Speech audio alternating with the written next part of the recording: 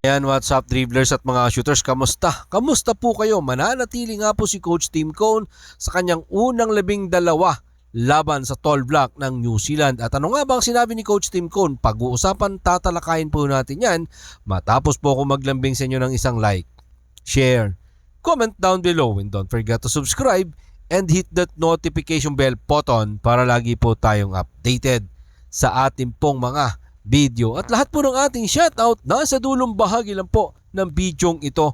Mananatili sa parehong 12-man roster si Coach Tim Cone para sa Gilas Pilipinas na nakatakdang lumaban mamaya sa host country na New Zealand sa huling window ng FIBA Asia Cup qualifiers sa isa nga pong napakahalagang sagupaan dyan sa loob ng Spark Arena sa Auckland, New Zealand. Sa kabila ng kanilang unang pagkatalo sa kamay ng mga Taiwanese, 91-84, umaasa nga po si Coach Tim Cone, ng Gilas Pilipinas head coach, na makukuha nila ang panalo ng ating pambansa kupunan ng Gilas Pilipinas sa kanilang bakbakan ng New Zealand para makuha nila ang top seed sa Group B ng FIBA Asia Cup qualifiers. Ang nasabing lineup ng Gilas Pilipinas na pinangunahan ng ating pong naturalized player na si Justin Brownlee.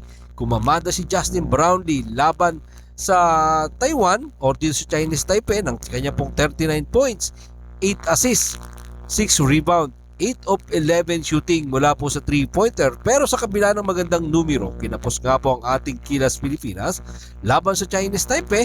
Pero nakita naman natin ang sobrang effort ng ating national team na talagang gustong manalo pero sadyang palaban.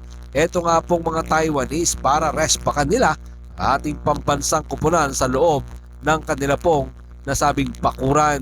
Si Justin Brownlee ang mangunguna sa arangkada ng Gilas Pilipinas laban nga po dito sa tall block. Kasama niya po dyan etong si AJ Edu, isa pang PBA stars, Junmar Fajardo, Carl Tamayo, Kevin Kiambao, veteran Chapet Aguilar, Dwight Ramos, Calvin Oftana, Jamie Malonzo, Chris Newsome, Scotty Thompson, and CJ Perez. Kung ang Gilas Pilipinas ay nadungisan ng kanilang kartada, ang New Zealand naman nanggaling sa isang dominanteng panalo laban sa Hong Kong 92-51 at gusto ng New Zealand na bumawi sa kanilang pagkatalo sa huling laban last November dito sa Manila.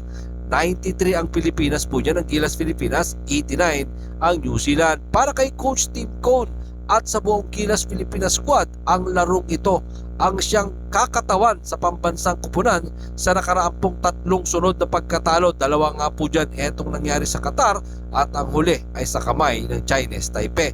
At gusto nga po ng mga bataan ni Coach Tim Cone na pagdating sa FIBA Asia Cup sa Agosto dyan naman sa Saudi Arabia, talaga naman dala ng ating Gilas Pilipinas ang momentum. At ang maganda din po dito hahangarin nila ang magandang lagay para sa team standing. Narito po ang mga sinabi ni Coach Tim Cone or sinabi ni Coach Tim Cone sa ulat ni Matthew Lee ng Thai Breaker Time. Ang tanging magagawa natin sa puntong ito ay magpatuloy. Magiging mas mahusay ako. Magiging mas mahusay tayo. Yan nga po ang sinabi ni Coach Tim Cone at yan ang dapat maging gawin ng ating pambansang Gilas Pilipinas, mga shooters. Yan ang dapat, mas maging mahusay sila. Tama rin po yun, mag-move on na rin talaga dapat sila sa nakaraan at dapat harapin ang panibagong hamon na ito nga pong host country na New Zealand. Let's pray for our Gilas Pilipinas and tingnan po natin kung ano nga ba magagawa ng Gilas Pilipinas laban nga po dito sa host country na New Zealand. Yan po yung ating sabay-sabay na sasaksihan mamaya sa bakbakan ng Gilas Pilipinas at ng New Zealand. Maraming salamat po sa inyong panunood. Ano naman po ang inyong maging opinion? Pag-usapan po natin yan dyan sa comment section. Ingat and God bless everyone.